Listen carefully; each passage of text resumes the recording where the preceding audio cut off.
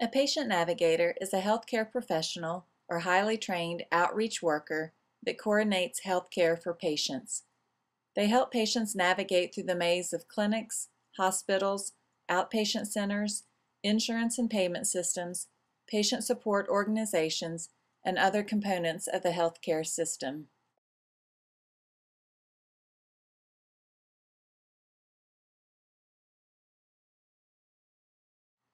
A patient navigator coordinates appointments with providers to ensure timely delivery of diagnostic and treatment services.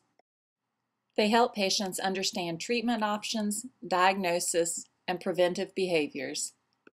They provide education to the patient regarding their medication's purpose and side effects.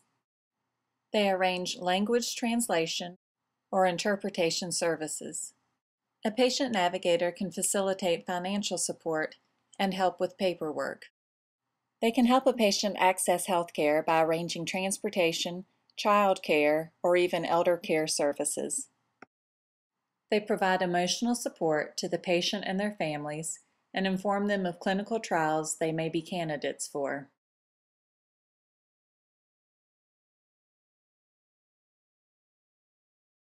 In the 1980s, Dr. Harold Freeman, a breast cancer surgeon, noticed that young African American women with breast cancer had a poor 5-year survival rate compared to the national average and began to examine the access to care barriers that the women faced. In 1989, as national president of the American Cancer Society, he conducted a series of hearings throughout America and found poor, underinsured, or uninsured people met significant barriers when they attempted to seek diagnosis and treatment, and often did not seek care because of these barriers.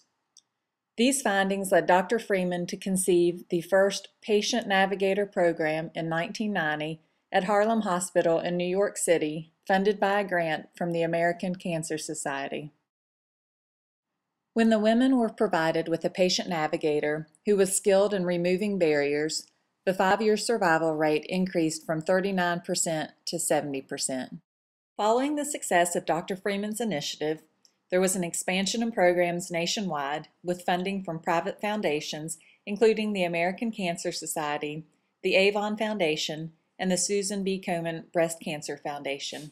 The federal government has also supported patient navigation through programs such as the National Cancer Institute's Center to Reduce Health Disparities and the Center for Medicare Services, whose pilot programs targeted minority Medicare beneficiaries with the objective of overcoming barriers to care.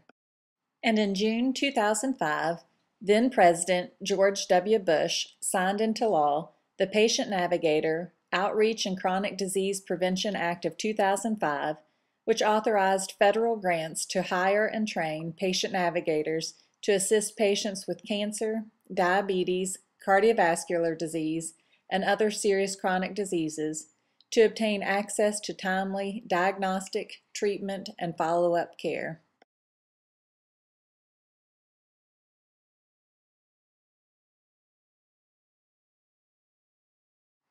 In a 2008 issue of the Journal of Urban Health, Ferrant, Chen, and Kim published the results of a randomized control trial which studied the effect of patient navigation.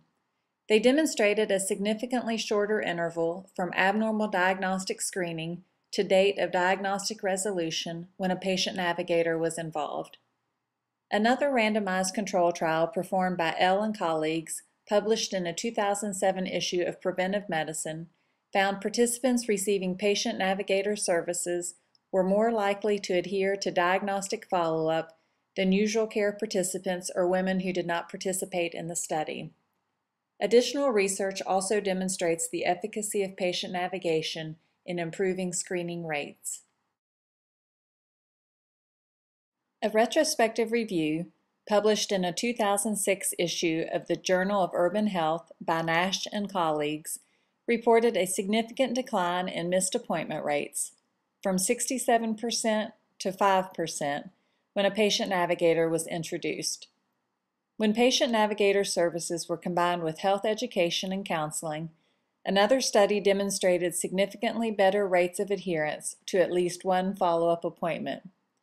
One study was not able to show significant difference in appointment attendance between navigation and usual care, but noted there was not enough power to detect differences.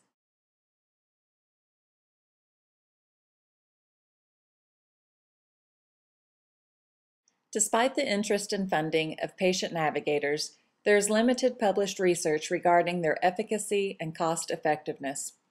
Also, prior research has not been without limitations. Further randomized control trials need to be conducted with larger sample populations in urban and rural settings. As Ken Kursky, Director of Nursing Research for the Seton Family of Hospitals, stated, "Scientific inquiry, planned and conducted by nurses, is vital to healthcare. We are poised to make positive differences in the lives of our stakeholders, patients, their loved ones, the community, and our fellow healthcare providers. It has been demonstrated time and time again that data obtained through sound research methods provides the necessary foundation for best practices. Together, we can continue to shape the future of nursing and healthcare through the planning, implementation, and dissemination of quality research studies." Barriers to care have been demonstrated to be a problem. Patient navigators who are trained to remove these barriers are a proposed solution. As nurses, we need to perform research which will provide evidence to convince policymakers continued funding of patient navigator programs is vital in our quest to improve access to care. Then we will be better equipped to make the necessary change. By investing in our communities and people, we can give patients the chance for a healthier future.